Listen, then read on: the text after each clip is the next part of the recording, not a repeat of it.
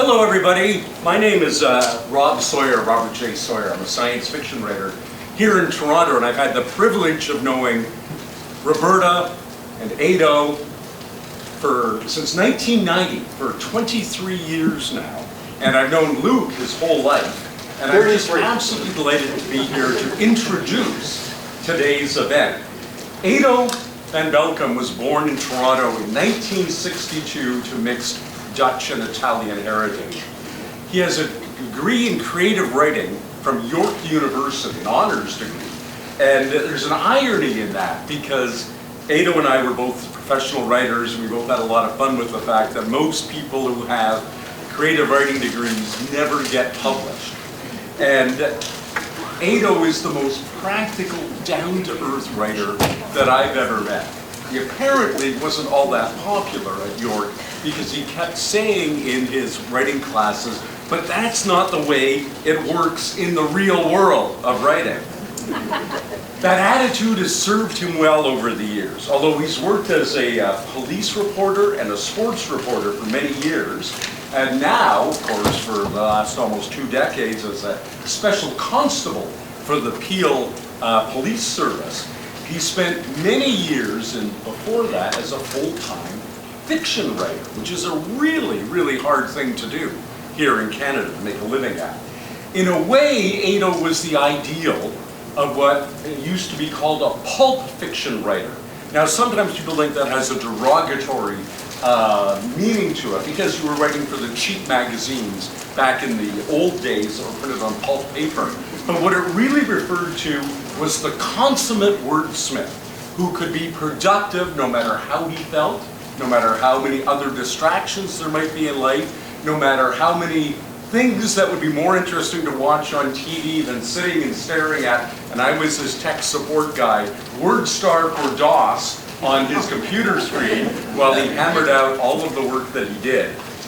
Ado could produce a story on any theme for any market and do it quickly, usually in 1 or 2 drafts, and get it accepted. His first acceptance was as obscure as you could possibly imagine.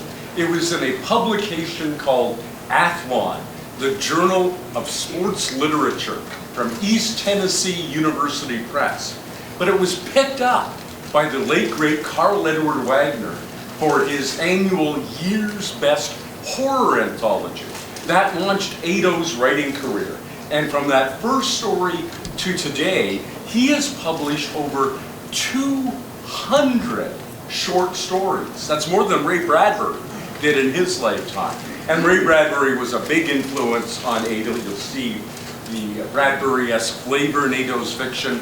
You'll see Richard Matheson's flavor in there. You'll see Rod Serling of Twilight Zone fame. And you'll certainly see Stephen King. In fact, if you look back at Ado's old press clippings, you'll see he was frequently called Canada's answer to Stephen King. Now, I sometimes get called Canada's answer to Michael Crichton.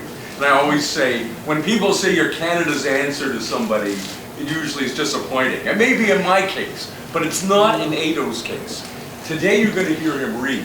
If you haven't read any of his fiction, look it up. Look up his short story collection, Death Drives the Semi. Look for all the numerous anthologies he's in, including the wonderful Canadian horror series Northern Frights, where Don Hutchison, who edited the series, came to Ado to write the cover story for the first issue, because he knew when he was launching this anthology series of Canadian horror, he had to have Ado van Belkom. He'd already bought the cover painting, and this is so typical of the pulp era. He'd already bought the cover art, didn't have a story to go with it. He knew the man to call was our great pulp fiction exemplar, Ado van Belkom. Now, I've told you a bit about his fiction. I'll come back to his fiction in just a second, but I just want to tell you a little bit about the man. I know some of you are his family. That was ominous. Some of you are his co-workers. And some of you have just come because you've seen this advertised and want to support the good cause, the wildlife refuges that are being supported today. Well, I'll tell you, he is, for a guy who is a sensitive, creative artist, he's also kind of as blue-collar as you can get. He collects beer cans. He's a huge fan of car racing. His favorite meal, and Carolyn and I, that's my wife Carolyn, have enjoyed many a home-cooked meal, courtesy of Roberta, Ado's wife, at their wonderful home. His favorite meal at home is spaghetti.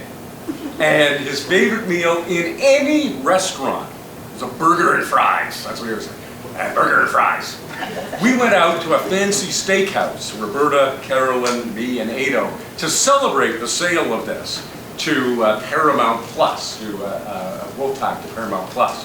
What did he order? Burger and fries. So that's our man Ado. Yes, indeed, indeed. Amongst his short stories, I'm going to go back a little bit to his fiction and then to wrap this up. Some of you may know, besides horror, I'm not going to mention some of his stories here today, but I am going to mention that he also is beloved of the trucking industry. Ado, for many years, wrote a series called Mark Dalton, Owner-Operator for Truck News, about the adventures of an owner-operator, somebody who owned their own big rig truck. All of this writing of fiction has brought Ado numerous awards, I think the most significant of which was a career honor. We recently lost, of course, our Queen, Queen Elizabeth II, for her Diamond Jubilee. The Governor General of Canada awarded medals to significant Canadians, Canadians who had made a mark in the arts, or in culture, or in sport, or in civic life, or academia. And Ado was a recipient of the Queen Elizabeth II Diamond Jubilee Medal. For his specific works of fiction, he won the Aurora Award, which is the Canadian Science Fiction and Fantasy Award for Best Short Story of the Year, for what we call an alternate history story, a story set in a version of reality that might have happened but didn't. It was called Hockey's Night in Canada. Wonderful story. In 1997, the Horror Writers Association, which is the American professional association, voted amongst its members, meaning this was the Academy Award of the horror field, for Best Short Story of the Year. Ado and his great friend, also a newspaper reporter here in Toronto, David Nichol, collaborated on a story with the very unappealing title of Rat Food that won the Bram Stoker Award for Best Short Story of the Year. Ado came back and won another Canadian Science Fiction and Fantasy Award, another Aurora, this time for Best Novel of the Year, and that novel was a little item called Wolfpack, which we're celebrating today. But the award, and you may have seen some of the pictures in the wonderful presentation that Luke Van Belkom put together here for us, of Ado reading to middle grade students. Ado won the Ontario Library Association's Silver Birch Award. They have a thing called the Forest of Reading, where they give awards named after different kinds of trees indigenous to Ontario for different age groups. The Silver Birch is for middle school students, and Wolfpack was voted, you know, I said he got the Academy Award of Horror from the horror writers. That's always wonderful when your peers say they love what you've done.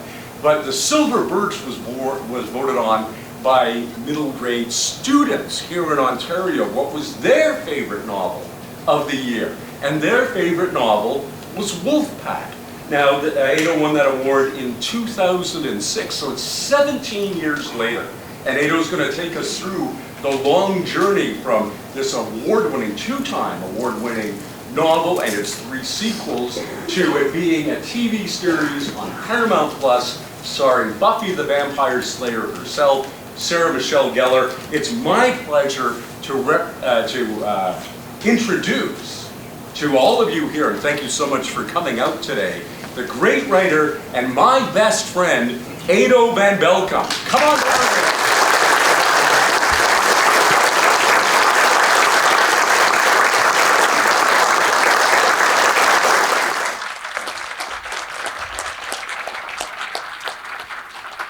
Thank you, Rob. That's a great introduction. It went a lot longer than I thought, but I'm reminded of a Yiddish joke where an introduction goes like that, and then the man stands up and says, "And what? Nothing of my humility?" So, oh, that's bright, that spotlight. Yes, thank you very much. Rob is the preeminent Canadian science fiction writer. He's won Hugo's, Nebula Awards. I mean, he's talking about my awards, but pales in comparison to the achievements of this man. And he's also had a television series made by ABC called Flash Forward, which unfortunately only lasts a season, but 26 episodes. The Wolfpack's only 8 episodes, so I've got 3 seasons to go before I even equal that. But it's great to have Rob as a friend because we can always compare, and we have to get together for dinner again to compare the red carpet thing because it was an experience. Maybe I'll get to that in a little bit later. But thank you all for coming. This is just a celebration of an unlikely event, and I'm glad everyone's here to be able to share it with me. I know Marilyn Pillar is here. I was writing in residence in the Innisfil Public Library, and I was working on the second book in the series when I was there. But we had the first ever event for Wolfpack at that library. And it's great that you're here, and there's lots of people that I see, and I'm just thrilled that you're all here to celebrate this with me. That's all we're here for. We're also raising money for wildlife sanctuaries, because that goes with the theme. And I also couldn't charge you people money and then put it in my pocket. That's just not right, right? So we have one video from one of the Woodlands Wildlife Sanctuary. I remembered the name. And they sent a little video of what they do. But before that, if anybody in the front row is feeling like it's a really bad view, please feel free to move anywhere you want to and get a better seat. Nothing personal, buddy. No.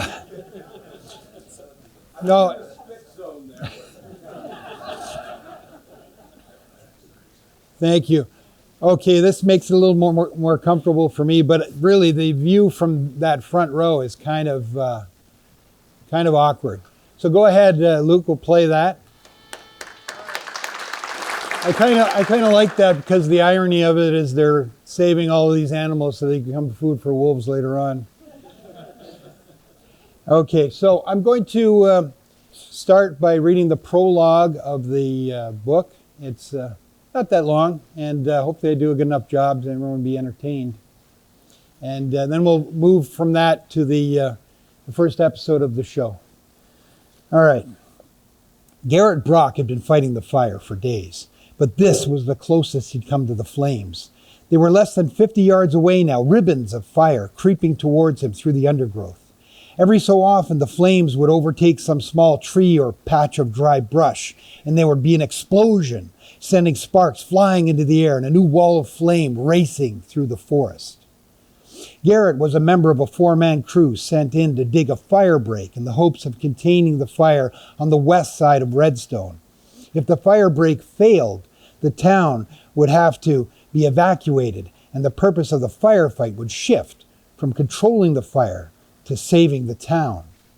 A sudden gust of wind blew a heavy cloud of ash and smoke eastward. The smoke washed over Garrett in a wave, clogging his lungs and forcing him to double over and cough to clear his throat. When he looked up again, the other members of the crew were gone from sight, shrouded in a pall of thick gray smoke. The fire kept coming. He could feel its heat pressing against his body and wanted to run, but he steeled himself against the urge and kept working to widen the break. As he thrust his shovel into the ground, he caught sight of something out of the corner of his eye.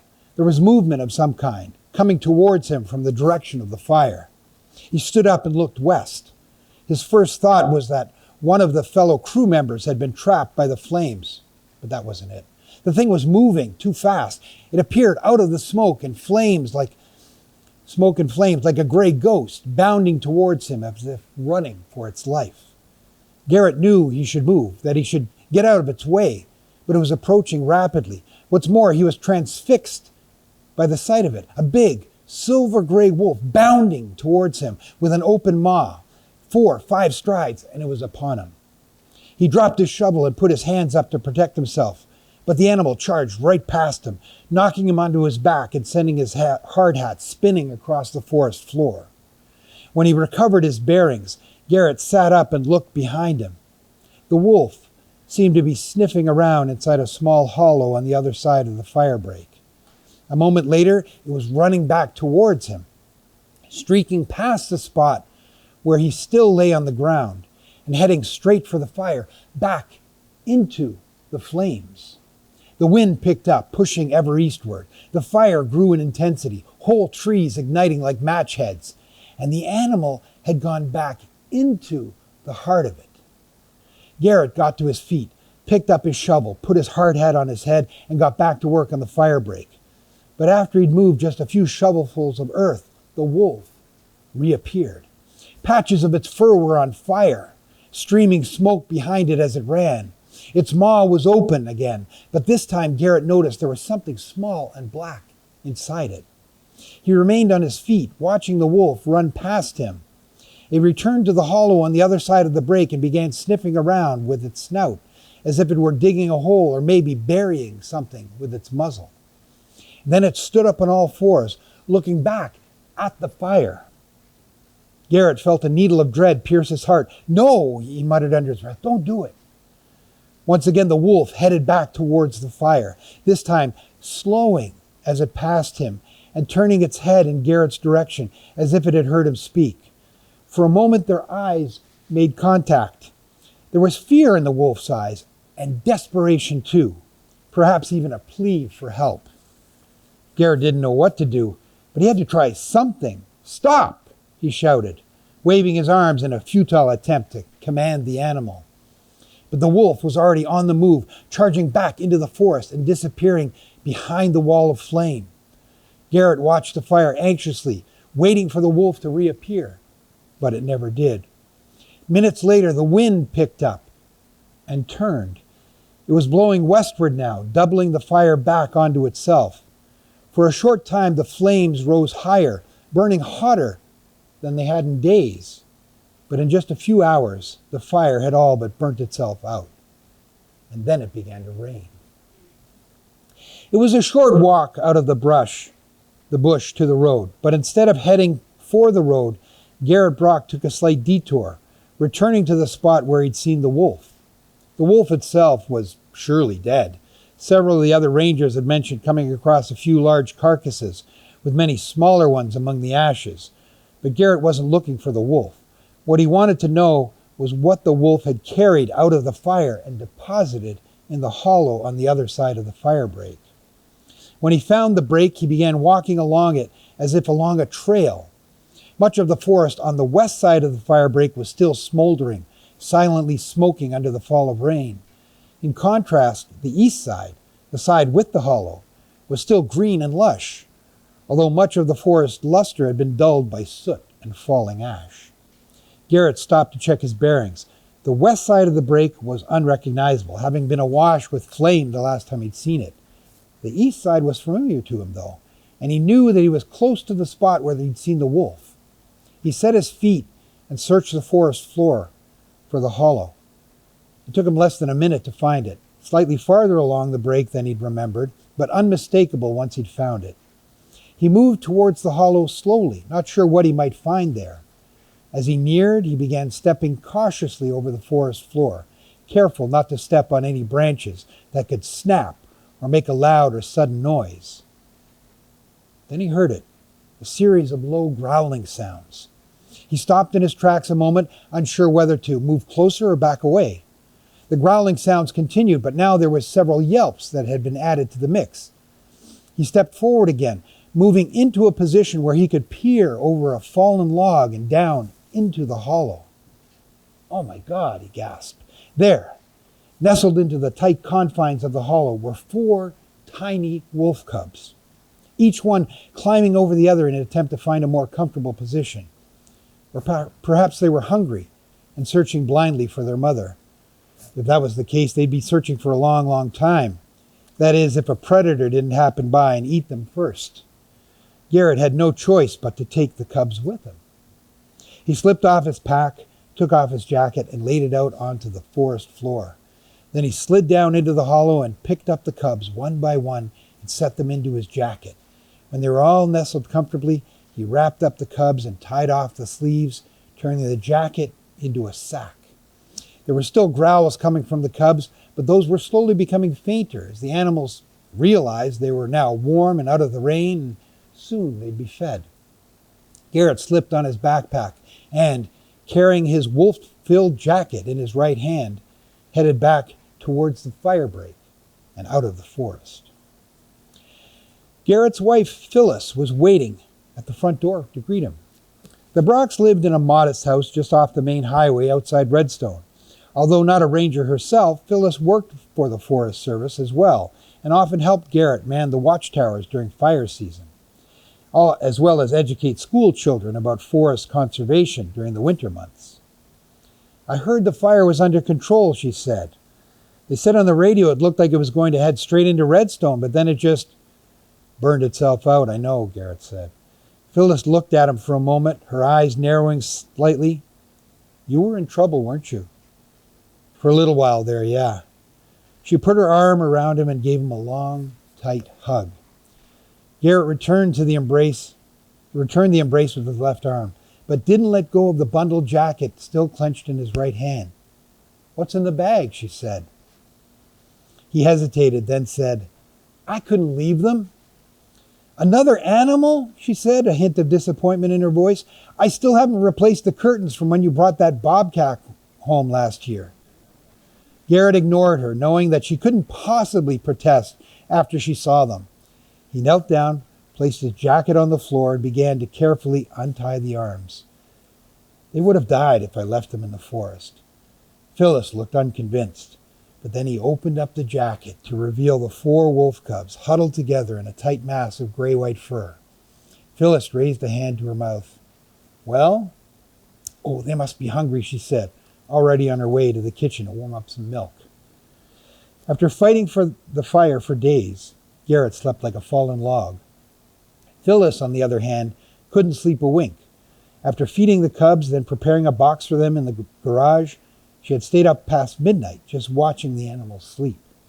They looked so tiny and frail that it was a wonder they'd survived the fire at all. Were there only 4 cubs in the litter, she wondered? Garrett had said that the mother had gone back into the fire, most likely to retrieve another cub. But whether there had been another cub or even 2, these 4 had survived, and she and Garrett would do everything they could to make sure they grew up strong and healthy, so they could be reintroduced to the forest when the time came. Phyllis glanced at the clock on the nightstand. It was just after 3 in the morning, and the cubs might be hungry. Even if they weren't, it wouldn't hurt to look in on them again. She threw back the covers and slid off the bed without disturbing Garrett. Then she put on her slippers, wrapped herself in a housecoat, and headed out to the garage to sneak a peek at the cubs. She'd left the door leading into the garage from the house open, so heat from inside the house could keep the garage warm. Still, Phyllis noticed a drop in temperature when she stepped from the house into the garage. She made a mental note to buy an electric space heater in the morning.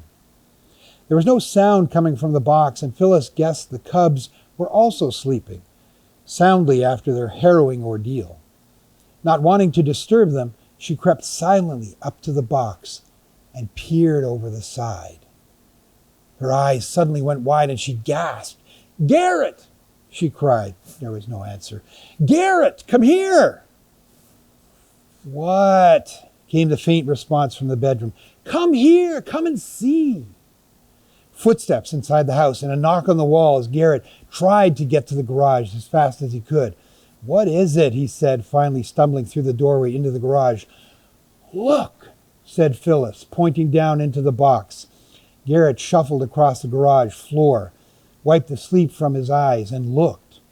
Holy! His voice trailed off in disbelief. In the box were 4 human infants.